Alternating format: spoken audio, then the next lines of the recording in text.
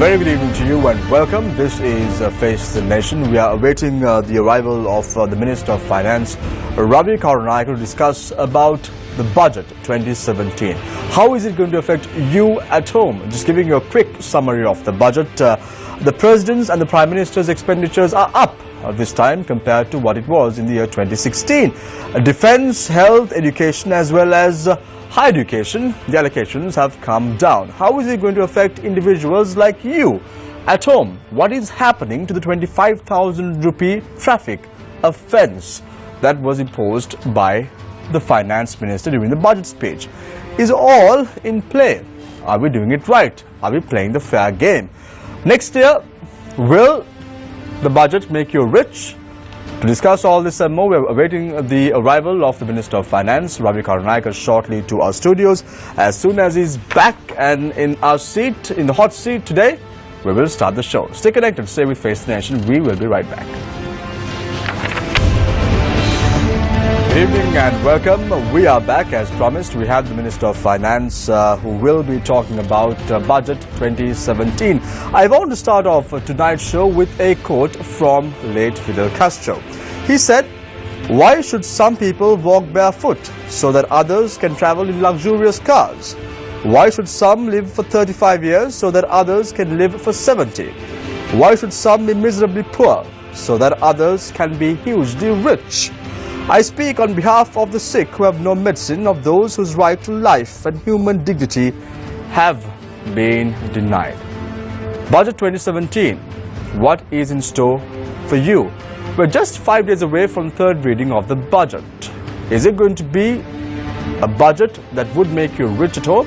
To discuss all this and more, we have the man of the moment, the Minister of Finance himself. A very good evening to you and welcome to the show, Minister Ravi Karunayaka.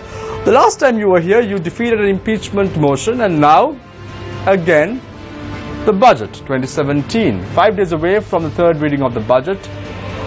What was it like this time around? You made a presentation last year on the budget, which was hugely criticized by many quarters of society, saying that the contents of the budget speech was changed more than 5 or 6 times. This time around, people are commending your efforts. People say that it is a good budget. How do you feel it, Minister Ravi Karunayaka? You are on the spotlight. Tell us a little bit about Budget 2017 that you presented. Thank you very much for giving me this opportunity.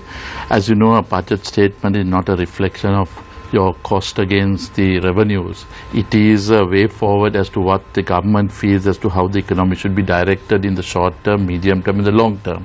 So keep it that in mind. There are a certain consistency, coherency and sense of stability that need to be brought in, and I guess we managed to get that idea across very clearly and coherently. While the next one was to rectify the anomalies that were there, which was from things that have been inherited to what we need to correct, because there is no point blaming the dead past now. The economy is in front of us. We have got to take stock of it. We have said these are what we have inherited. Now we have got to do the corrective action. So from that point onwards, we need as to how fiscal consolidation takes place, and we have shown that very clearly. We have shown how the fiscal space comes in with revenue increases, cost reductions, putting value for money, etc. And the next most important thing is as to how that we give the people a share of the future which they have been looking for. So these are the three aspects that we enshrine into the budget of the 2017, which was on the premise of what the President and the Prime Minister mentioned during the last couple of weeks. The President wants eradication of poverty, while we included social inclusion with that, and then the Prime Minister spelled out certain economic challenges that were there and how to undo those type of things. So that was the premise as to how we brought it forward. And today you mentioned that people, I mean everybody have something to say. They'll criticize, they'll say good, but end of the day majority view is what needs to be done. And the second reading was passed with 166 votes, and that I think testifies as the will of the Parliament, and now it is the proof of the pudding is in the benefit that come to the people. Minister Karunayaka, interestingly, there was a Sri Lanka Freedom Party committee also who assisted your role as the Minister of Finance to formulate the budget. However, during the recent weeks, we saw one of the elements in your budget, which was increasing the traffic fine for 7 offences to 25,000 rupees, being challenged by the President himself. Is the government really united? I don't think. I think you're taking it out of context. Well, if you can tell me that the President said so, because I must thank all parties for putting together a budget that was acceptable by all concerned. And it was not something which was brought in shroud of secrecy.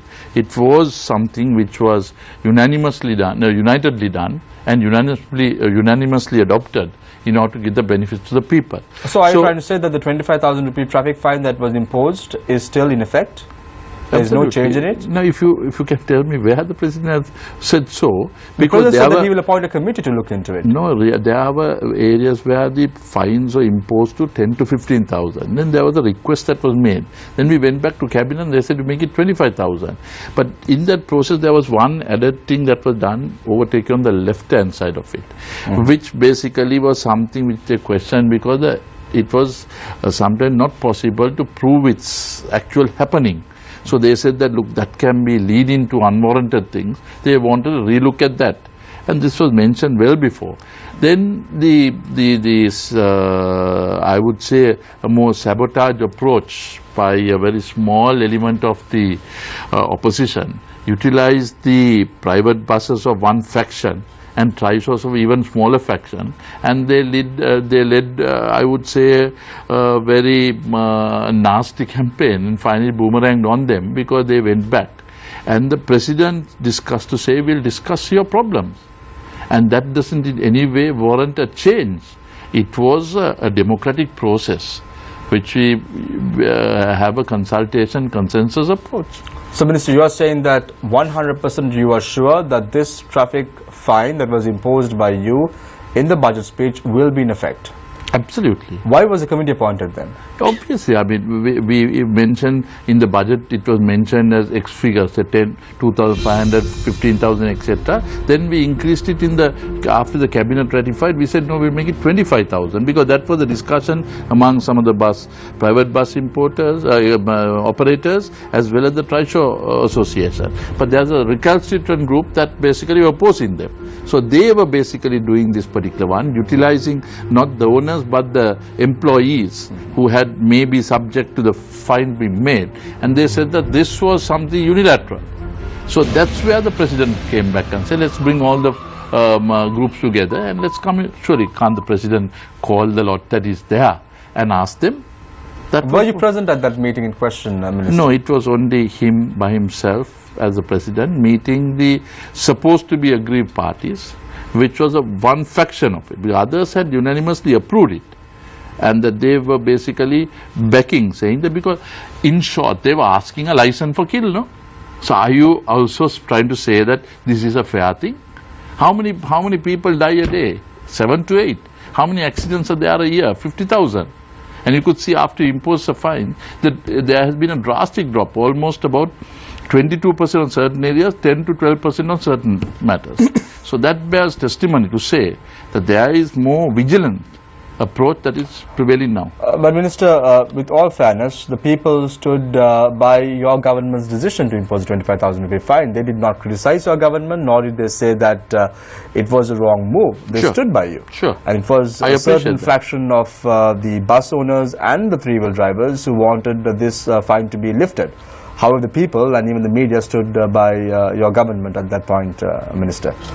So I only posed the answer to your question that you wrote. So you were speaking on behalf of the media, I thought. No, you said, Minister, that I inclined that the fine that was imposed should be lifted, but I said no, it was not the case. That's what I was just rectifying you there. So very good. Then comes to the point, Minister, with regard to the expenditure of the President increasing from 2.39 billion rupees to 6.4 billion. You had the Prime Minister's allocation increased from 486.1 million to 1.2 billion rupees. Defence, health, education, higher education, highways, there is a significant reduction. Why? If you really look at it in number terms, you will find that there is upscale in the areas of education as well as health, but that is from a capital nature point of view and an overall country point of view.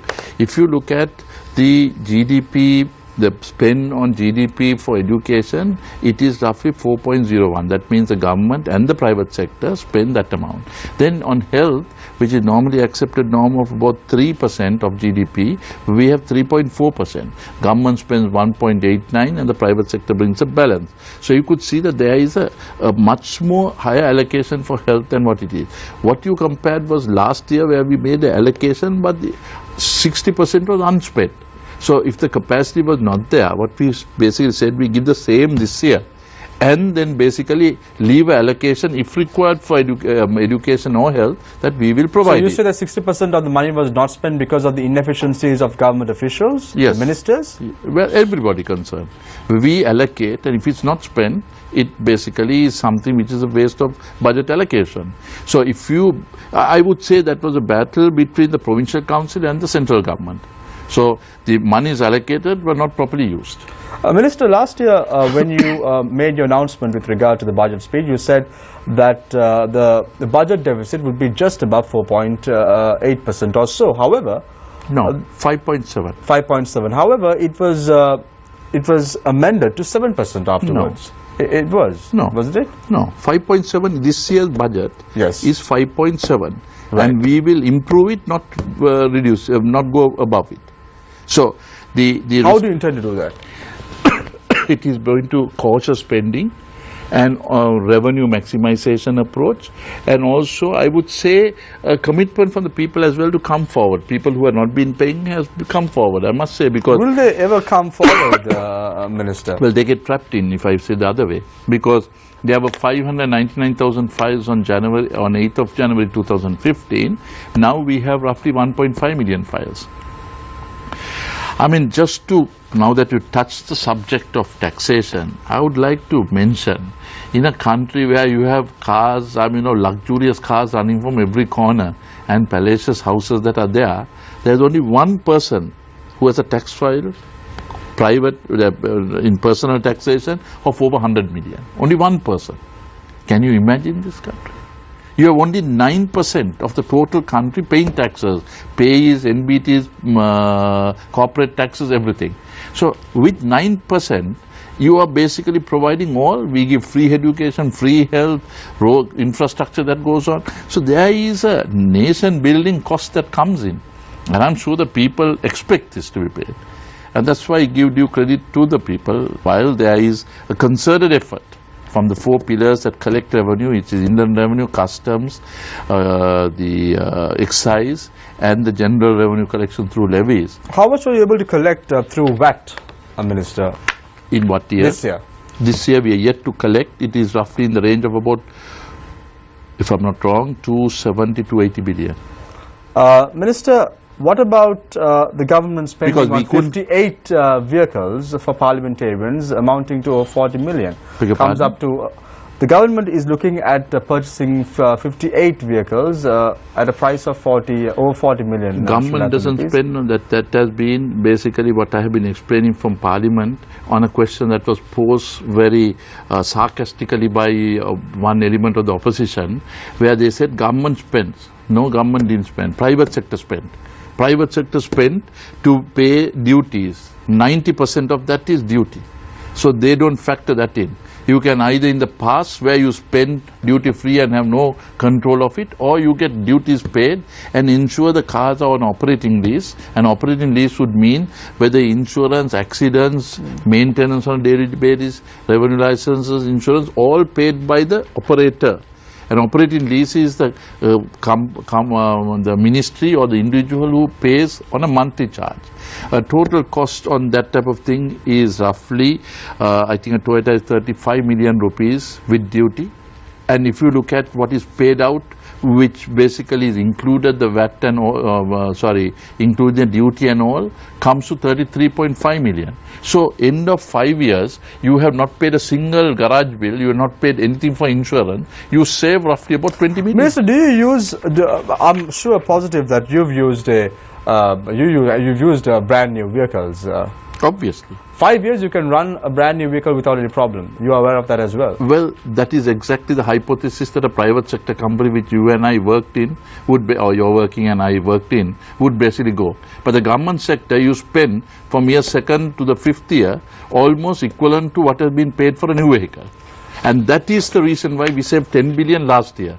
So these are the things which is unknown, which they try to mystify and try to show why a payment is made, when that is the cost effectiveness of having professionals running governments.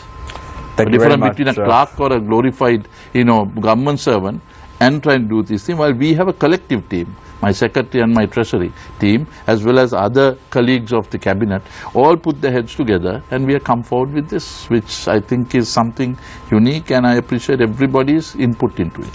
Thank you very much, Minister of Finance, Ravi Karunaka, for his opening remarks. Let's open the floor for questions from our journalists. On to my immediate right is Nadim Majid as always. On to my immediate left is attorney at law and journalist Sonali Vangabalge. On to my left is also Faraz Shaukat Ali, investigative journalist and host of our show Newsline at 7 a.m. on TV1. And on to my far left is Charita Fernando, who's also a journalist and assistant manager of business news at Newsfirst. Let's start off with Charita today. Thank you, Shamil. Minister, there are few concerns regarding the plantation sector with Yes. the 2017 budget proposals. Now, we also know that the government is looking at stronger constitutional investment guarantees, right? So in this context, breaking up larger plantations on the argument that they haven't been productive. What's the rationale behind this? Because you lose economies of scale, right, when you... Well, thank you for posing that question. I think very relevant and very question that needs to be properly answered. If you look at the benefits of economies of scale, who has benefited? The government hasn't. The taxpayers haven't. Then who has? Who has consolidated that economics of gain? Only some people which took to their advantage, not to the country or the golden shareholder or the taxpayer. We have been paying almost 32 billion off as subsidies for those RPCs. A month's losing the revenue that was coming, because if there is a drop in rubber price, we have to give a subsidy, not by the company, by the government. If the tea price drops, that's paid by the government, not by the company. They have been having management fees. Their revenues are confirmed and known, but the expenditure is what we basically have to share. And that's where we have to subsidize, whether fertilizer or whatever it comes. So what we said was, economies of scale is something which can be managed prudently or judiciously. What happens here is that they have 25 to 30,000 hectares, which even under the foreign holding, under Chauvel's, Vitol's, etc., they basically, George Stewart, they didn't basically have such. Maximum they had was 5,000 acres. So we are getting back to the principle of a manageable unit, a span of control that is possible. So that is where we basically put forward. So it was a rational decision, and the people, there are 3 RPCs that are well run, or at least profitably run, and those people will have the full advantage of taking it in units. Tea, rubber, coconut separately. Today there's a mix of everything and nobody does anything properly. 20 RPCs, only 2, if I'm not wrong, 3 that are making money. All the others are draining from the taxpayers' money and not coming at all. And this is not 1 year, not 2 years, continuously for over 15-20 years. But one could argue, Minister, that this is an infringement on economic freedoms. What is the message you're sending investors? What is the infringement?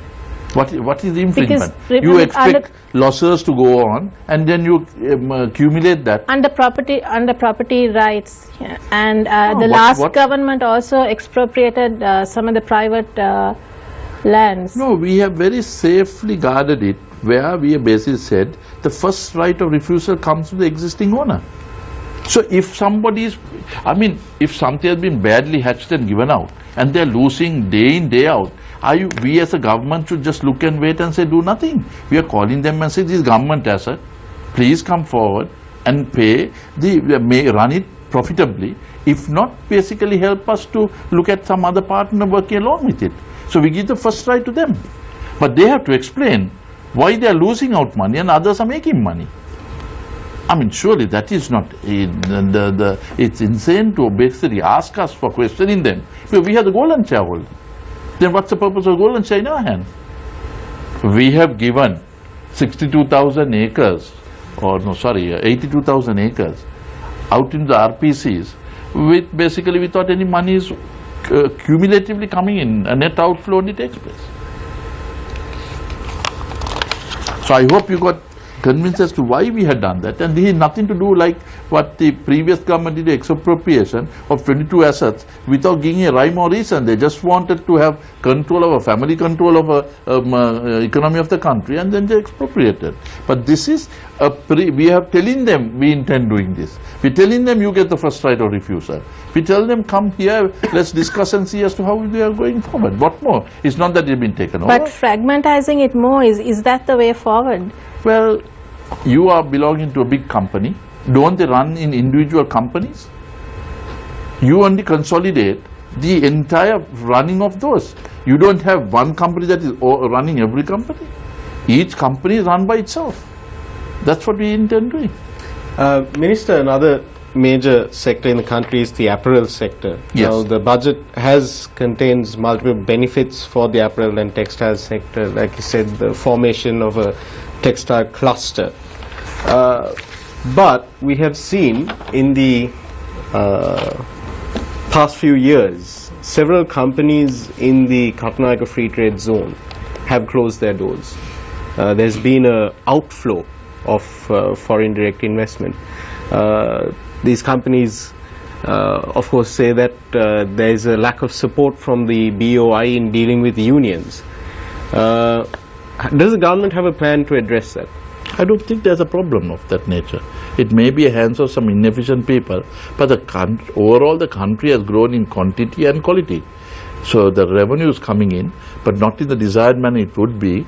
But certainly we have addressed many issues of going sophistication in getting new technology, robotics into the system, and bringing efficiencies of economies of efficiency coming into the industry.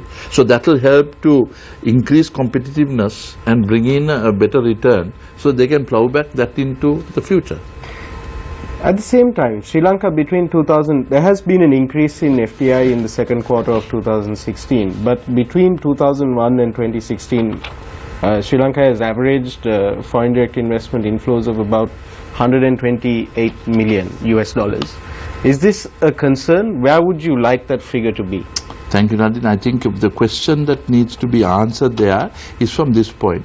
The investments we would like to see roughly $4 to $5 billion coming in the first 2-3 years, and subsequently looking at $8 to $10 billion coming per year, because that is where the momentum of growth takes place.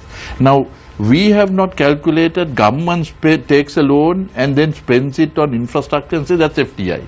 That was what the past government was doing. But even with that, you show what a dismal picture it was.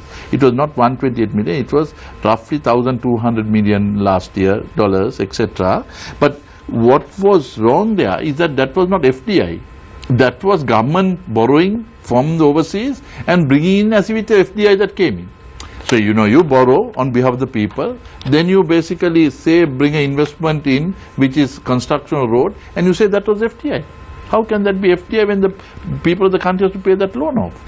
FDI is completely foreign direct investments that come in, which doesn't have any payback. It only has dividends and all those things that go out. So you mix your infrastructure development with borrowed capital, and you say that is FDI.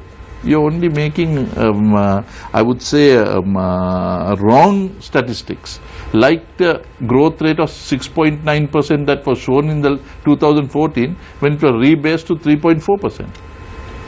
Minister, there's also plans through the the Sustainable Development Act to bring in a policy development office. Yes.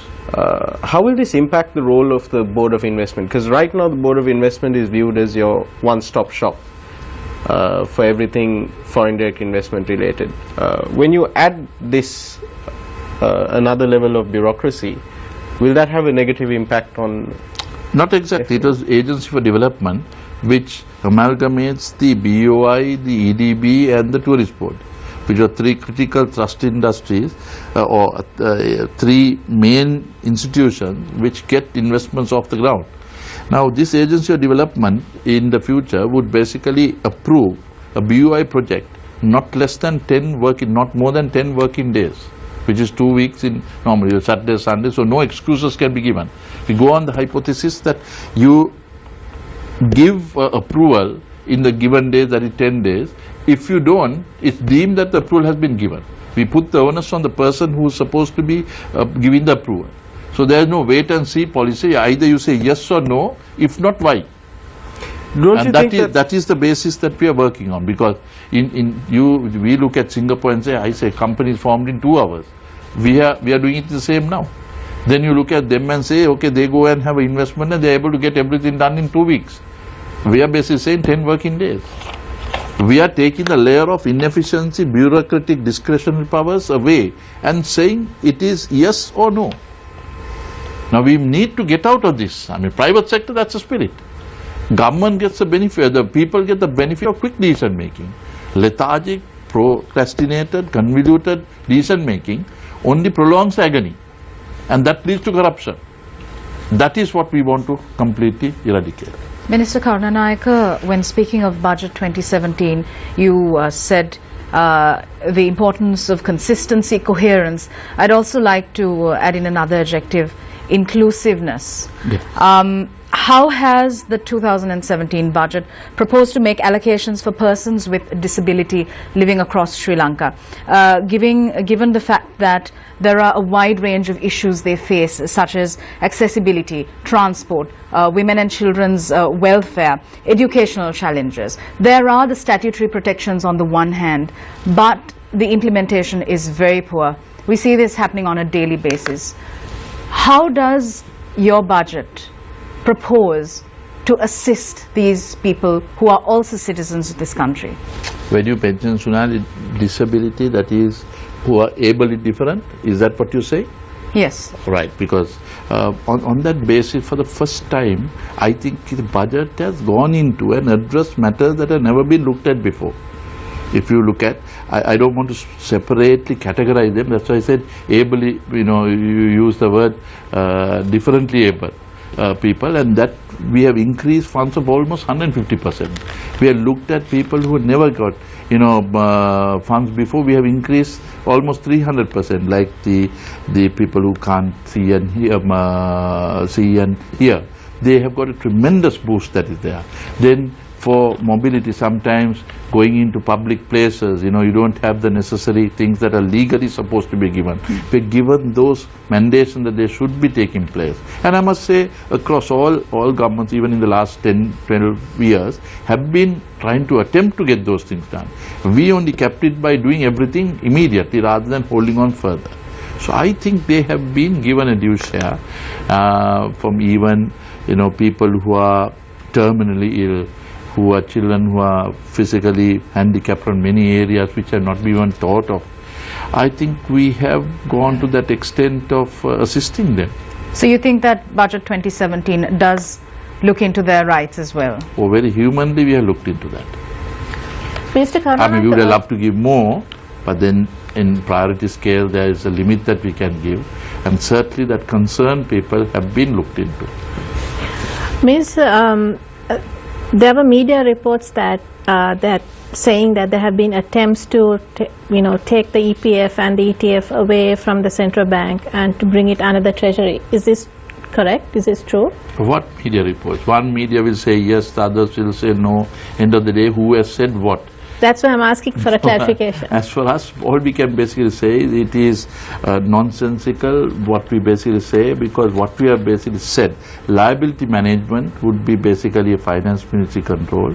The certain organization changes will take place in institutions like it's happening in the ministries, and what is expected to be done, which is legislatively there, is what that they will be. So central bank will play a regulatory role that they expected. But this was highly politicized in the last 11-12 years, and through that dominance, it lost its serenity that was there, or the professionalism that was there. And now we are doing the corrective action, which basically leads to having certain heartburns that are there, because some people felt that they had it all or they were in another world. So because there were problems before the central bank handling the EPF and ETF funds, the government now considers to put it under the treasury. Is that what you're trying to say? Not Minister? exactly. EPF was not under the central bank. ETF is under the labour. Yeah. So there's nothing to bring back. It was not in the central bank. So these are is the government The EPF is managed by the central bank. Is the EPF. government considering ETF is not managed by central EPF. EPF is Yes. managed. Yes. So is the EPF government considering bringing this under the treasury? No, it's been brought under a pension, centralized pension fund, which has the central bank, which has the finance ministry, which has the president, representative, prime minister, the unions, all of them, because it is not something that one person or any individual can, one unit can decide. It's a collective process, and we want transparency at its maximum. So there have been many things that are going on. We are basically advocating transparency. And However, the Minister of Labour, you asked Charita which paper had this, so I will quote the paper as well, the Sunday Times. The Minister of Labour, W.D.J. Senaratne, who is the minister in charge, speaking to the Sunday Times, had said that the proposal to formulate a private sector pension scheme was under discussion after bringing the EPF and ETF under the Treasury. You are the Minister of Finance. He must be having memories of the past government that tried to take it upon. A member of your cabinet. That's what I said. That's what I said. Unfortunately, he must be remembering what was there in the previous government. Because as for us, there is no such discussion that was there. If it's in the cabinet, he'll know that it was not discussed. And I don't think Mr. Senaratne, who is a very senior member, would say something. That's why I basically defended these actions. Because during Mr. Rajapaksa's time, they did try to take it on. And basically it was done in secrecy. But here we are done openly by saying this is the way forward. We are bringing everybody together in the process. So the ETF is coming under whose purview right now? Centralized pension fund. There no individual it is coming. Everybody involved in that running of that fund. There is 218.5 billion rupees in the pension fund. With 2.5 million active members, Minister Karunayaka, to just refresh your memory. It is now managed by the National Policy and Economic Affairs Ministry, which is under the Prime Minister. So that's the central bank. That is central bank. So that it is not a pension fund. Pensions are basically administered. It is a payout every year from the budget. So that is nothing to be managed anywhere. It is a contingent liability that is there, which is appropriated every year. EPF doesn't have 280, it has 1.6 trillion. ETF, which is labour-led, has roughly, I think, if I'm So not what are you wrong, trying to do? Are you trying to introduce a new pension scheme for the private sector? No, or what are you trying to do? what basically happens was that we are consolidated today. Haphazard EPF, ETF spending in the past have been used to buy shares of companies. The loss, the impairment that has taken place is paid by the people of the country. So it doesn't happen now? No, it doesn't happen. Unlike the lot of noise that has been made, you could see that it is even a notional thing. Faraz has been very active on these areas. I'm wondering as to why he's quiet, but I can. He will be. I'll preempt him to ask the question, and that's why I'm basically saying that what went on for last couple of years doesn't need to be compared to say it happened then, so why should it not happen now? We are saying it won't happen now, and this is what happened in the past. So your government, yes, Faraz, yes, please go ahead. Yes. No, that I preempted you, no? Well, thank you. I wasn't sure whether I ought to be asking these or not. But anyway, here we go. I know you won't have the show without asking that. That's why. So the EPF, it's quite all right for them to buy in the secondary market. EPF. Yeah. No, we basically have been saying there's a primary market with the captive sources they all belong to. Yeah. Then there's a secondary market that needs to mobilize funds. And then basically you have the general market that basically plays around with it. So what about all the weeks when the EPF didn't bid at the primary level? That has been that has been basically stopped now because of certain officials that have been there in the past regime that are trying to strangulate the cash supply. So what did you all do? Did you get rid of the chief dealers? That's why we are going through some. That's why we are going through. We basically would like to ask the same officials that said can then are saying can't now. They had the Greek bonds, which we lost about 2 to 3 billion rupees. Then we had the hedging, which we lost almost about 110 billion rupees. Then you had Brazil houses and New York houses being bought. Who approved this? We are basically asking private placement, which there's We are the only government that we've confronted problems within our area, and we opened it not to the Supreme Court but to areas of bribery and corruption, into special committees. But Still not happy. Minister, Still not happy. We went into COPE, all those things. Then you have the private placement that had gone from 2006 to 2015, which basically has been shown that there is losses that have taken place physically as opposed to notional that has been shown by the media. So all these are things that matters, that we would like to see a very clean, transparent, and answer those questions rather than only dance around with the media.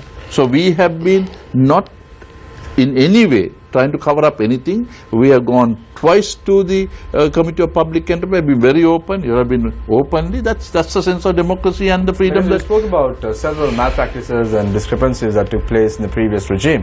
However, you forgot to mention what happened with your regime as well. That's why we said. That's why he said we went twice to the court. We went to Supreme Court, bribery, corruption, special committee. What more have we got to do?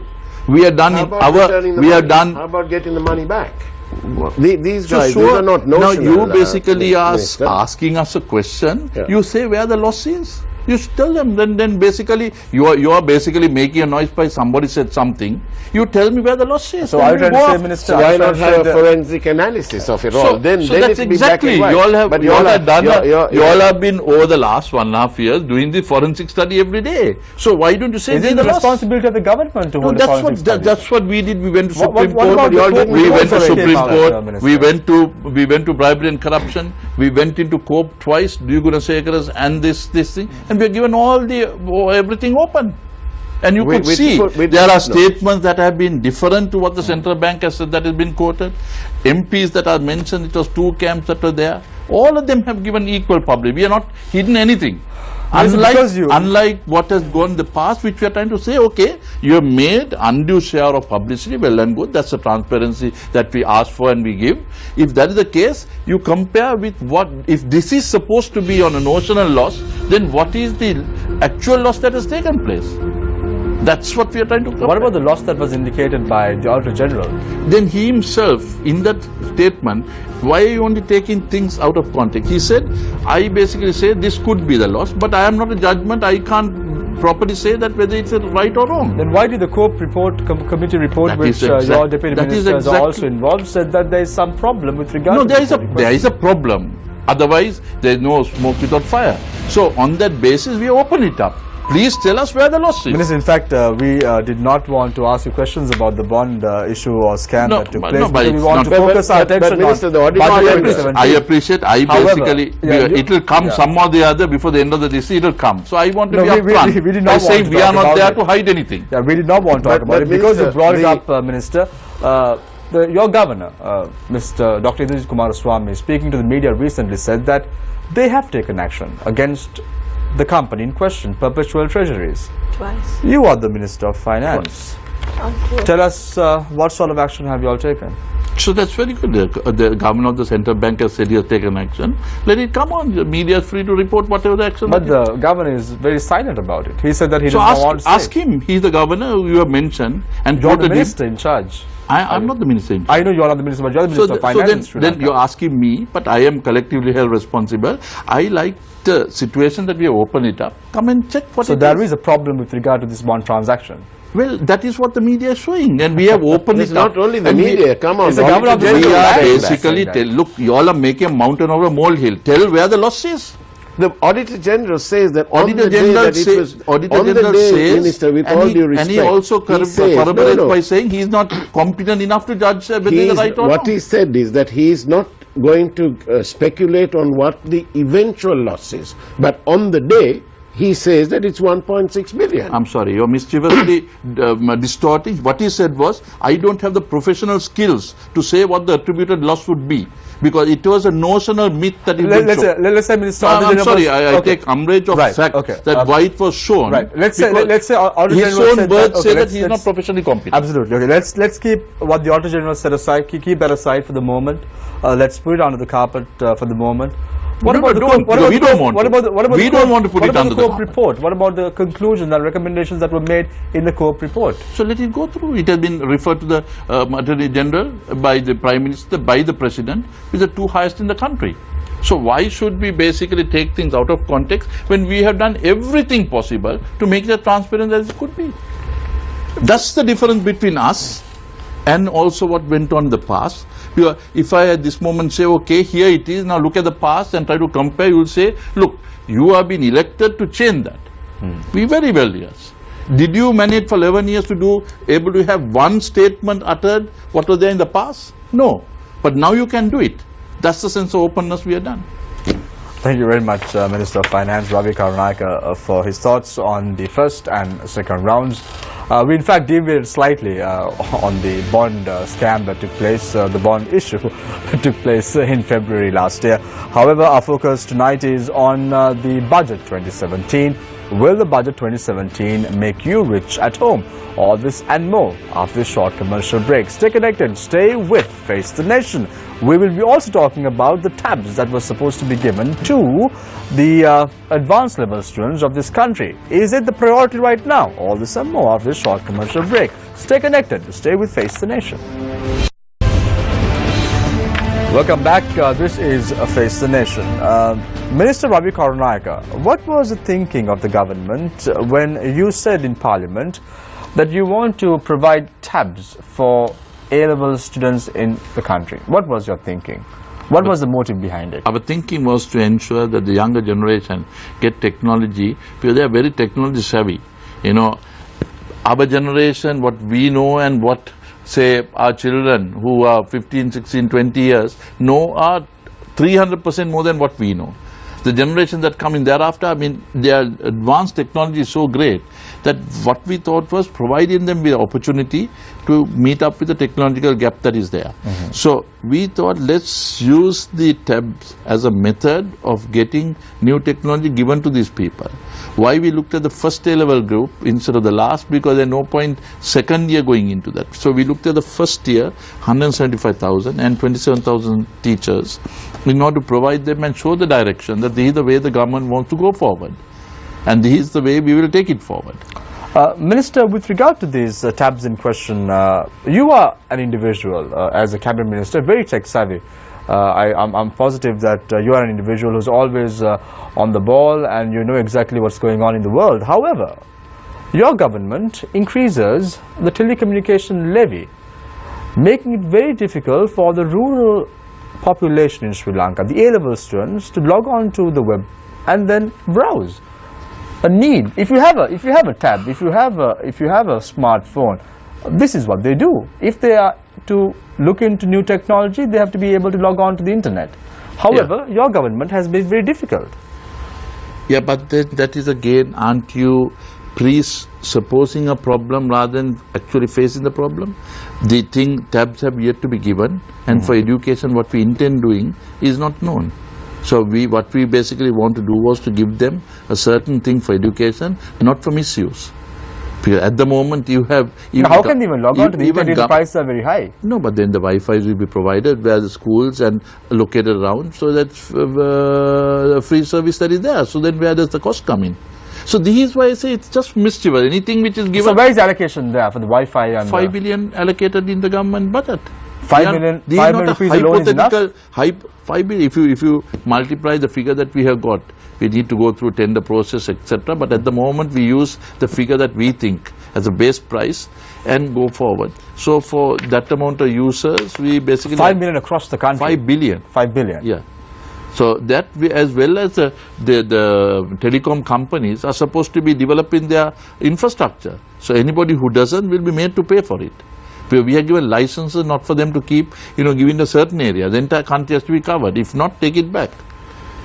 Now that doesn't mean that we are expropriating. You are given a license to do a job, and if you don't do, then you have got to basically pay, because you are given that license for basically giving the benefit to the entire country, not to a particular district or electorate. Given the cost of living in Sri Lanka, what made you think that these students will not sell their tabs in the market and get the money back? Do you think that its purpose it won't will be be possible served? Because they'll be able to do only for the education. is not for, if you look at government service, how many places they are on various things, having them cookery demonstrations on the websites, etc. And that is this thing, they are on Facebooks, all the nonsensical things happen during office hours. So that is blocked now. What we want to do is to ensure that they do it for their own paperless office activities. And that's what we are maybe moving into. So will the curriculum also change with these tabs being introduced? Well, instead of, you basically go into tomorrow's technology, which will help everything on e-learning. And that would basically mean to take away from, the school improvements, everything will happen, so that even if there is a lack of teachers, you have the advantage that they can learn. Because if you look at the people who hacked the president's site, was not from Colombo 7 or Colombo, it was from a remote outstation in Hantana. Those are the people that hacked. And you saw the president basically meeting him and saying, look, if these skills are contributed into nation development, how much more things can be done? So that's where we looked at if the outstations can have, without being, without providing the education that they so deserve, able to provide with such things. But sky is the limit. Then today we went into London Stock Exchange, which opened their office having 600 seats in Colombo. In London Stock Exchange doing their capital markets here. And when Prime Minister and myself, we were going around asking where you were coming on. They were coming from Monragala, they were coming from Kandy, Matara, Jaffna, coming from Gaul. I mean, it was from all over, and we were proud to see that it is, development has gone right across the country. No, it is a It was not in a particular district or a particular electorate like in the past. Now we see it cross north to east, south to west. I'm confident, Minister, students would be quite happy to have a tab in their hands when they go for their A-level examination and sit for their A-level exams next year. However, does the government have a plan? That is my question to you. Is the curriculum going to change? What are these students going to do with these tabs? How would the teachers teach them how to use these tabs? Would the teachers have the know-how how to use these tabs? What is the thinking? Is it just being introduced for the sake of being brought to Sri Lanka and given to the students? That's the question. I don't think that is at all the case, because what we looked at, the enhanced knowledge. While the teachers are training their knowledge, imparting their knowledge, here is a free flow that you can go and learn as much as you can on your free will. That is what we basically wanted to give it to them. So I would say that it is our actual intention is to walk the talk. And that's what we intend doing. So this is going to be done annually? Yes, not only done annually, it will be improved annually. This is A-level grade 1, next year will be grade 1 and 2, or the year 1 and 2, and then you'll move down the line. I hope within the next 3-4 years that we will be able to give every child a tab. I mean, practically possible. There are no point just giving to, play some games. Minister, education oriented. Also with regard to, give me some clarification on the taxation on the unit trust schemes that your government intends to bring in. Would this in any way discourage investments taking place? Well, unit trust is, what is unit trust? Unit trust is a mode of investment that is used by small players on the stock exchange through professionals. And that is what the full benefit is, what needs to be run through unit. But what in the past was corporate companies were hiding their, or they were using that as a refuge or a mode to protect their taxation or erode their taxation. So what we did was we blocked the avenues of they trying to seek refuge of this, and we imposed a tax on corporate. But individuals will have a tax-free return. The individuals will have a tax-free return. Individual will have a tax-free. How the corporates will have to pay taxes? Absolutely. Thank you very much. Corporates don't need to be playing out in the unit trust. Thank you very much. Unit trust is only for small investors. Thank you very much, Minister, for the clarification as well. I open the floor for questions. Let's start off with Faraz. Yes, Faraz. Minister, on the 4th of October, the Cabinet approved 847 million for compensation for the persons affected by the floods. That's 586,731. That works out about 1,443 per person. You can buy one bag of cement, 10 blocks of bricks, for example. But Golden Key depositors got 6 billion last year, and I think this year you've got about 4 billion coming to them. This will be about 12 times what the flood victims got. Why should the state pay for the mistakes of some private corporation? Faraz, I seriously think your information source needs to be corrected, because what you mentioned about the flood victims is completely wrong. They are paid almost as much as 7 billion rupees, and another 12 billion owing to the bureaucratic inefficiency they are not being paid. We, as you know, last time we paid 300 million for natural disasters, and this time we have been richly rewarded. So Minister, this on the 4th of October, that's wrong, is it? Let me just answer that one. So on that particular basis, what we basically was that we have a 300 million to protect 10 billion.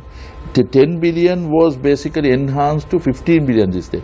The last floods brought in roughly 5, 6, 7 billion paid off, and another 3 to 4 billion to be collected.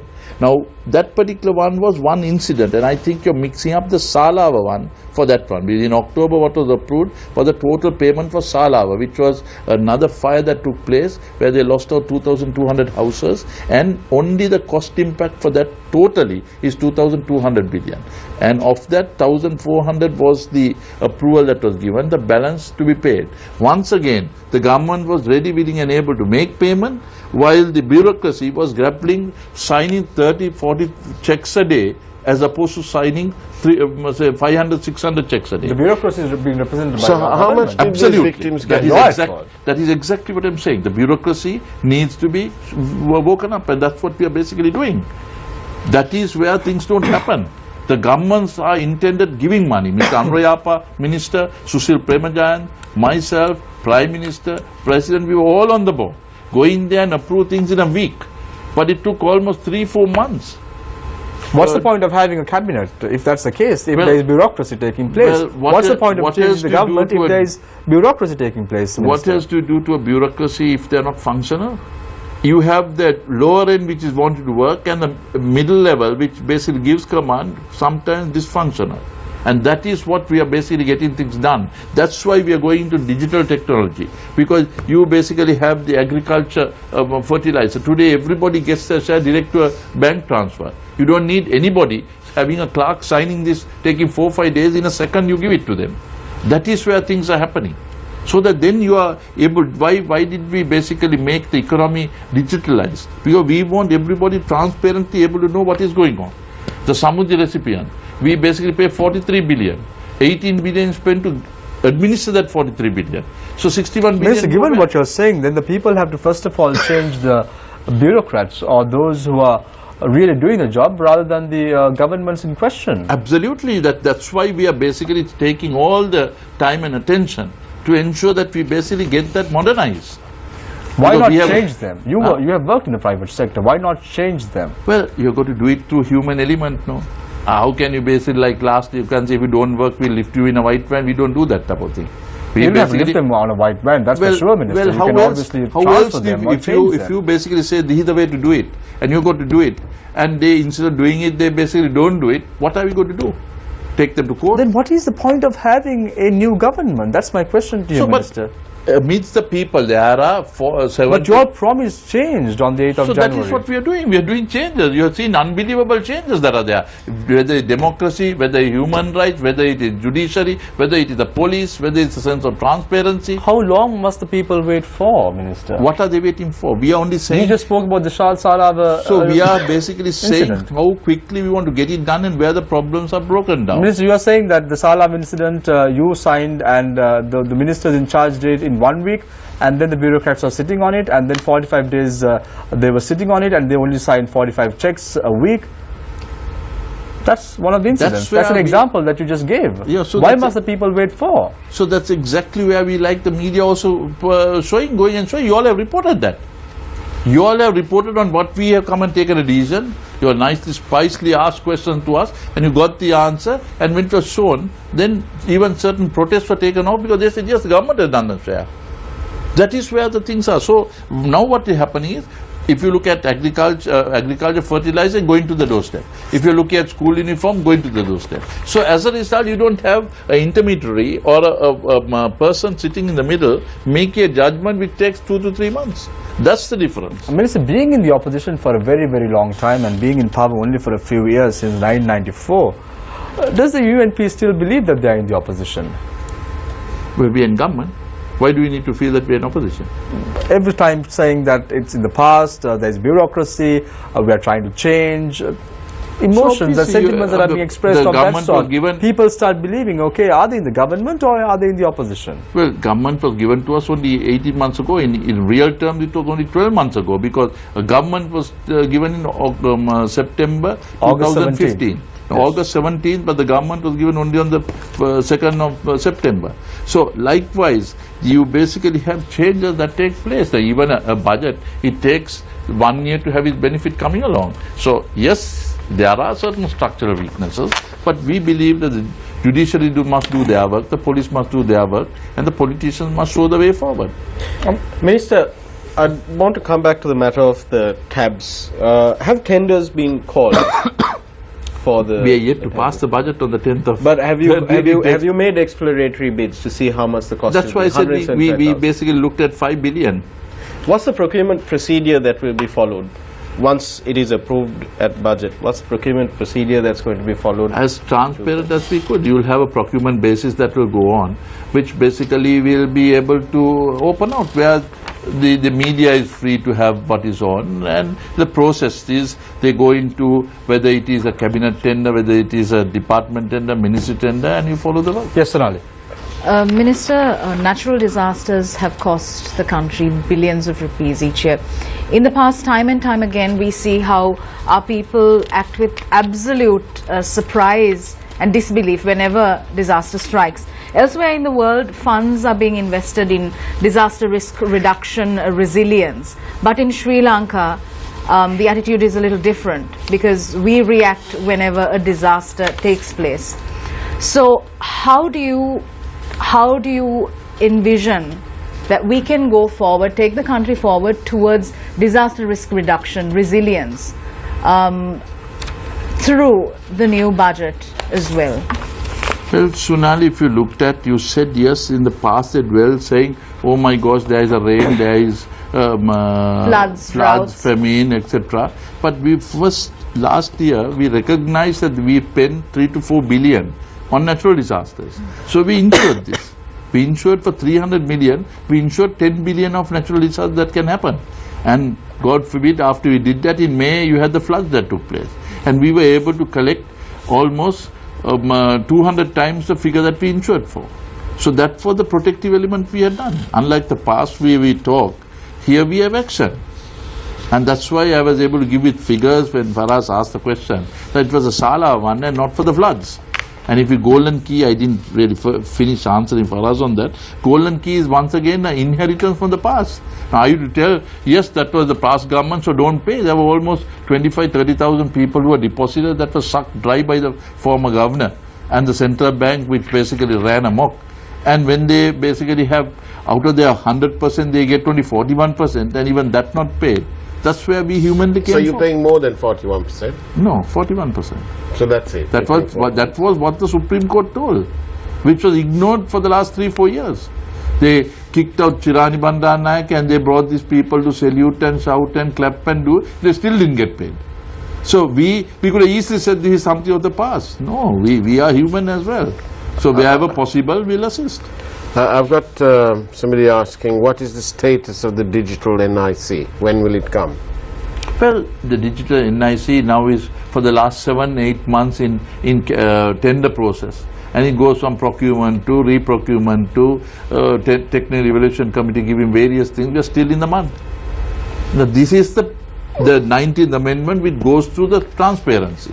Now you have got to give 2 months, you got to open yourself up, you got to go through a process that is spelled out by the procurement commission. So that's what we are following. And could you answer this, please? We're told that there's a loan facility from a Japanese bank, and my question for $1 billion to do with Section 3 of the highway, the Central Expressway. I'm wondering why the insurance premium is so high, 10.07% after the war. Why is it? That's the reason. Owing to the past inhuman government, the government were put as a high-risk governing. The OECD basically tags you as a high-risk country, and on that we are number 6. So OECD of number 6 brings you the highest level of interest rates, and that is why you got to pay that. And in a matter of fact, the Prime Minister, myself, you're hoping to meet the OECD on January 20th at 2 o'clock to be precise, in order to see that we get a ranking which is in the range of 3 or 4, which will help reduce that by almost 80% of that. So can't we wait until then? What do you mean? So can't we wait until that ratings comes down so we can pay less then? So it's an automatic process. No, if you wait for tomorrow when the economy improves further, then things will be down. But if you wait for tomorrow, what will happen for today? Then you will report saying you're not doing anything. So we want to basically while doing that, move forward, get things happening simultaneously. Minister, Mr. on the subject of the centralized pension scheme that you were talking about, where you're going to have multiple stakeholders and runs, has there been or will there be any consultation with the people who will be impacted by the decision, whether it is positive or negative, basically the EPF members? Is there any process that you have in mind to consult them? And at the moment, there is no consultation. The future, we intend bringing that consultation. How do we do it? The stakeholders, the central bank, the finance ministry, the president, prime minister representative, unions, and private sector people all put together. So 10-11 people together will make a common decision which is good for all concerned. Welcome back to Face the Nation. Charita, all yours. Yes, Start. Minister, I was talking about the withholding tax and the exemption, removing the exemption on tax payable on for senior citizens. What is your rationale behind this move? Well, the rationale behind it is that after you reach the age of 65 or 60, there was a situation where even if you earn 10 million in interest, it was tax-free. What we looked was, anybody who's earning 150,000 per month is tax-free. And thereafter you have a gradual increase in the taxation. Now, why should, 150 is 1.8 million a year.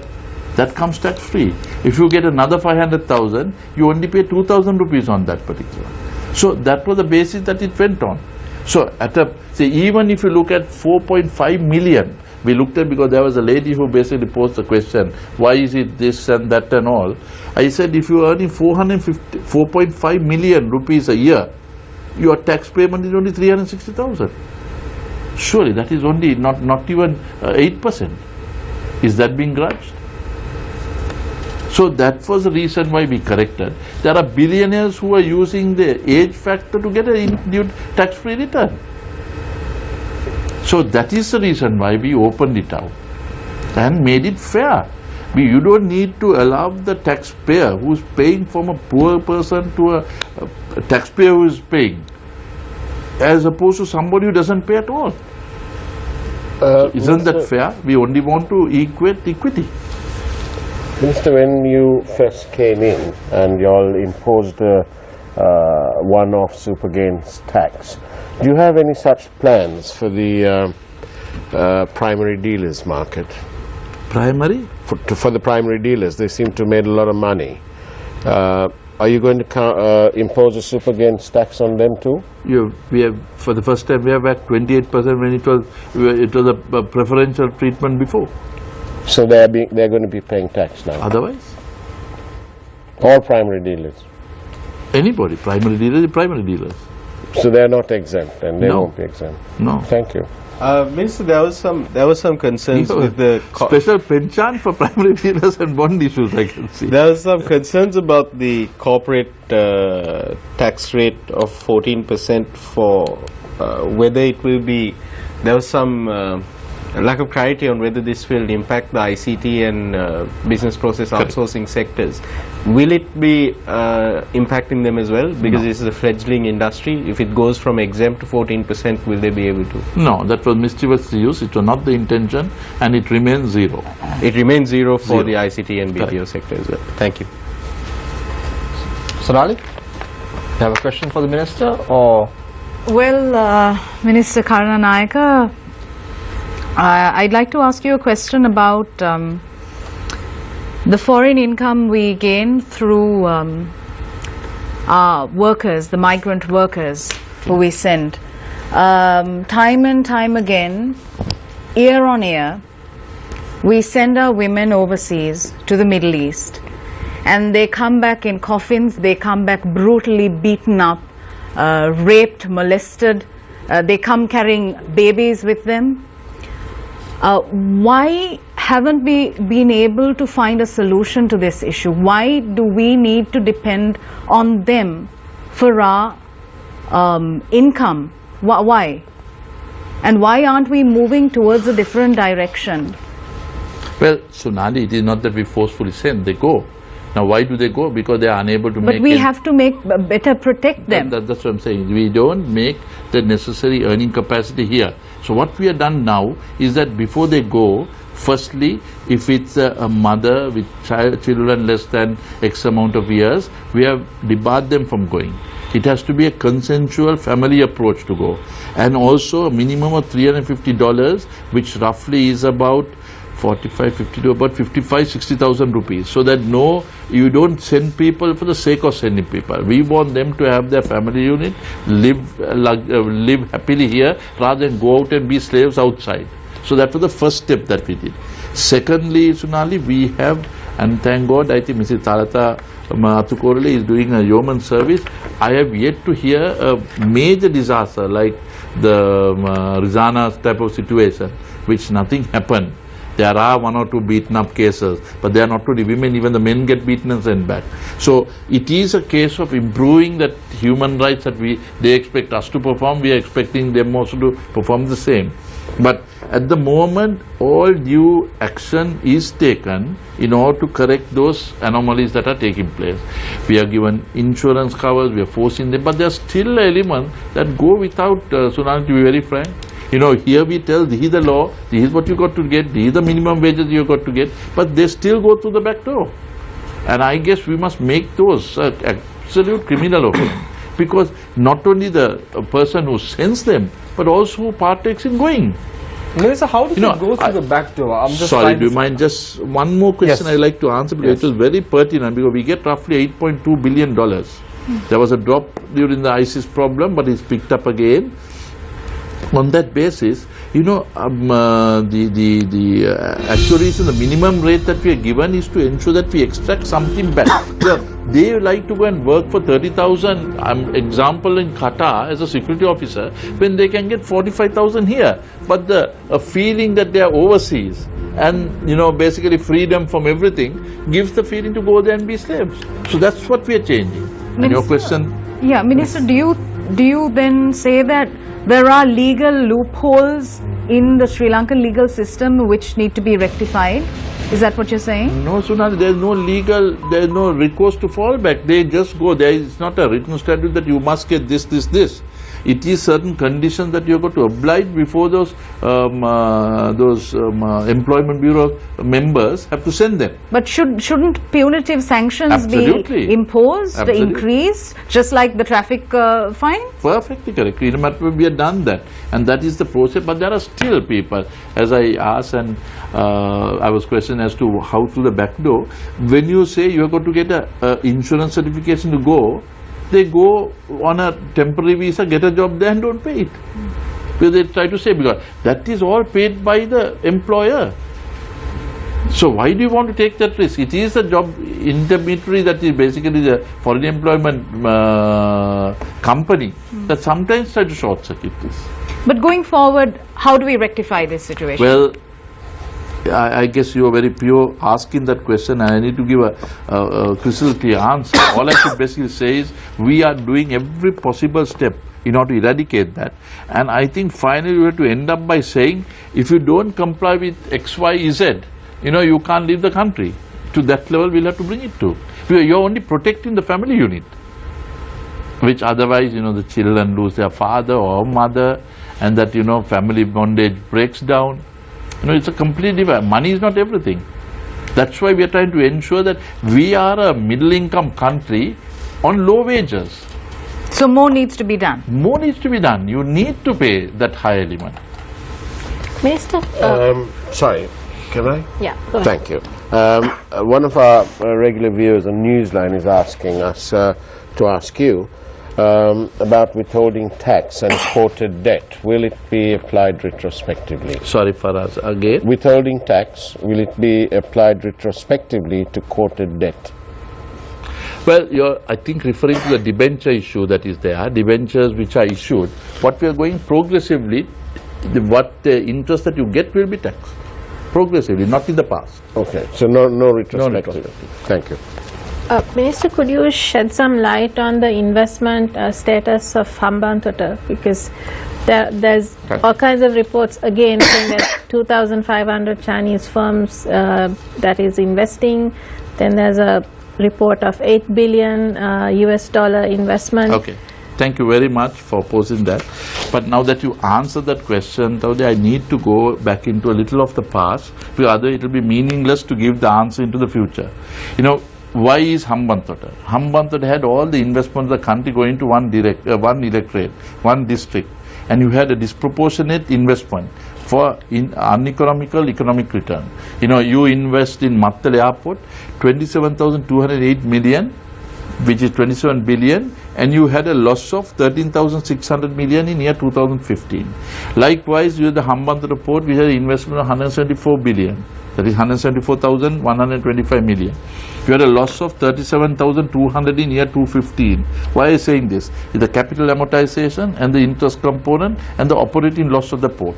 So when you look like that, for Hambantota Convention Centre, Lotus Tower, Sri Lankan Airlines, Surya Viva, those 8 items, we lose 217 billion. We lose, not the investment, 217 billion 325.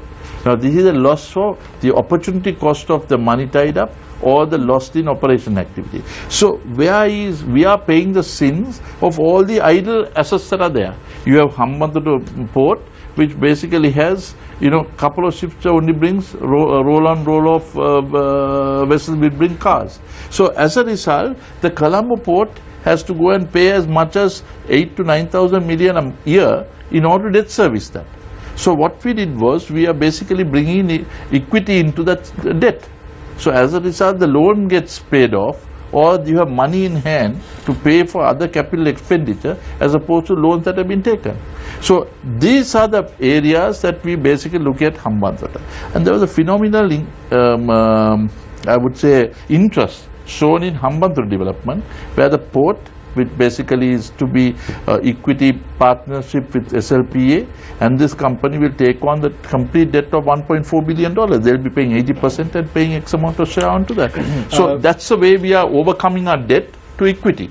So that's the process that we intend, and there is a stupendous interest in Hambantota. Likewise Trincomalee, likewise in megapolis in the western region, likewise in Galle, and basically in the hill country in Kandy. Those are the areas that they are looking at. So we want to have a sustainable development across the country on that basis. Now, I'll mention another thing, like the Nilwala Ganga, which President highlighted a week ago, and I must say that you gave publicity to that. You know, you have spent 4,012 million rupees from December 31st, 2014 to January 7th, 2015. In 7 days you spent 4,012 million rupees, and we don't know where it is paid for what purpose. You give a paper coming in today, it is paid tomorrow, and you don't have even 1 inch of soil being cut on that process. So 4,112 million rupees gone where? Now questioning this, is this political victimization? People want to know. So these files are getting unearthed by the day. And this will have an answer. We will be reporting tomorrow to Cabinet, and the President and the Prime Minister can take his due course of action on these type of things. These are files that have been hidden. I mean, you all are asking whether we are slow. No, sometimes the files are not there. There is no corroborative evidence for the past, but the expenditure is made. That is the irony that is. Then NSB, you had monies been taken, 8.85 fixed interest on loans that are there for $1,000 million. Now of that, they went on a road show saying these for road development, for waterworks, etc. But they used it for political activities. Now we have to pay the sins of this. We have to pay the debt servicing of this. Impairment last year alone was 900 million rupees. Now 900 million rupees, what couldn't you have done? Job creation, house building, agriculture. So these are the things that we have got to inherit, but as you mentioned, this is what we have got to do. So I'll end by telling one thing. In a paper on the 28th of July 2014, it is being quoted that Ports Authority Chairman, Hambantota port earnings to exceed 15 billion in 2014. In 2015, or in 2014, the loss is 7,725. I'm sorry, 18,417. The loss in 2015, 37,200 million. Now, this is the person who mentioned that it is a 15 billion earnings. Where on earth do they do this type of thing? Now, what do you expect to do? You are saying this is a loss go and bomb Hambantota port? No, capital, the taxpayers' money is invested in it. So we have got to get this to economic return. And that's what we are basically doing. But Minister, you can, find files and files, but then if you can't fast track the accountability process. It is fast track, accountability is not in our hands. It's not in the hands of the media, it is the judiciary. So how fast? And I can see things are in the last 3 months improving, increasing. That is the situation. Minister, I have one final question to ask you. The Chinese ambassador has been quite outspoken about your stance on Chinese loans. Would you make a clarification for viewers of Face the Nation to say what kind of is this tough Chinese diplomacy, or is it a misunderstanding? What is it? Well, I don't want to be undiplomatic. Foreign countries come here, they have their representative through the ambassador. He made a statement, next week he corrected it. Why don't you do the correction as well? Then I don't need to answer that question. So I think I want to be professional in saying so. People make mistakes, and if they correct it and say that that was not the intention, why do I need to bark upon a wrong tree at this moment? All I appreciate is China does a lot of investments. We appreciate that, and we continue wanting their investment. But remember, we are a sovereign nation, and we would like to be treated as a sovereign nation irrespective of the size. And that's what I basically was speaking. We can be small, but we are as the same in size as a big nation. Minister, I have been appointed to be Finance Minister for Sri Lanka and not for any other country. Minister Karunaika, I admire the fact that you are talking very high about Sri Lanka's sovereignty. The international community is now trying to press for human rights charges against Sri Lanka. Why not talk about sovereignty then and say, we are Sri Lanka, we are a very sovereign state, do not investigate us, we are not going to cooperate, this is our country. Why not say that then? That has been very categorically stated by the President, the Prime Minister and the Cabinet. I think it's only past statements that have been used in the present context. Are we going to sell... These are the people who want to go into electric chairs and, found that they got protected when our government came in. Are we going to sell the Mattal airport to the Chinese? I don't think we need to sell. We have a partnership is what we want to do. Partnership for $1 billion US, is that finalized? Anybody, if somebody comes from North Korea, we bring in 1.5 billion, they'll have an edge over anybody else. But they must have a commercial proposition. Money is not everything. It has to be transparent, clear and visionary. Mr. Karunaika, when we interviewed you just after the impeachment that took place earlier this year, around 7 months ago, you said that the capital gain tax will be introduced in Sri Lanka in September. However, it did not take place. It takes place in April 1st because... April 2017. Yeah, because there's a time you can't just start in any time you want. So that's why it is 1st of April. And that was spelled out even in the budget this time. Absolutely. You said that capital gain tax will be introduced with effect from the 1st of April 2017. So it is going to come into play next year, for sure. Yes. Yes, Faraz, before... Now people will ask as to why capital gains, but capital is a gain. gain needs to be taxed. And why the government puts infrastructure and land which is zero value with the investment becomes tomorrow X plus 20, you know, why are we not taking a percentage of the X plus 20? But not if it is for inheritance, which is over 10 years, then there is no capital gain. It is in speculative nature is what is taxed. Minister, right after your budget speech on the 10th of November this year, the Colombo stock market had negative outcomes for nearly 2 weeks, constantly. Why? But then the positive element now you don't talk of. I'm talking right after the budget speech. What to do? So they have correct element. Some act quickly, some take a little time, some never see it Some until say they're there's forced still to see it. political uncertainty in Sri Lanka. Well, I think only people who are basically don't want to see or who don't want to hear what is good will think like that. Is everyone in the government? Anybody who is want to take advantage of a situation would definitely take, because fundamentally we are very well placed. Is everyone in the government pulling on the same direction? Absolutely. However, you just said earlier that the Minister of Labour is... No, I didn't say that. You said I said that what he is, said was out of context, because he had been taken out of context, because he is in cabinet, he knows what is being done. Okay, Minister. So, As far as I'll give you a question and then we'll wrap up. Minister, just now we talked about capital gains and so on, and the speculative nature. When members of parliament sell their duty-free permits and they make a profit on that, is that subject to tax? Yes. They must pay tax? Yes. Good. And then final question, why is the dollar 151 or a little bit more? Once When's again, it coming down? your source is 148.58 today. Right, okay. So you are either... It was 131 before. very negative. Well, It what's two was 7 between rupees. friends? It was 7 rupees also in a particular time. So if you basically look at... So where is it going to settle? So it will basically set at the time when foreign remittances come in, there will be inflows of dollars. It will basically strengthen.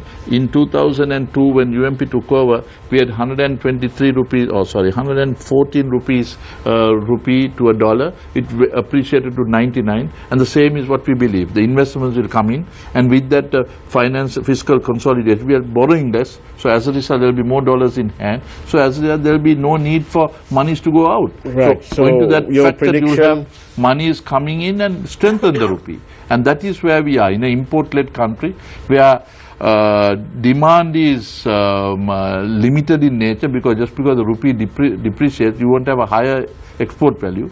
These are the areas which we are trying to consolidate and strengthen the rupee, so the benefit will come with no import inflation coming in with devaluation. So when do you think? A considered view.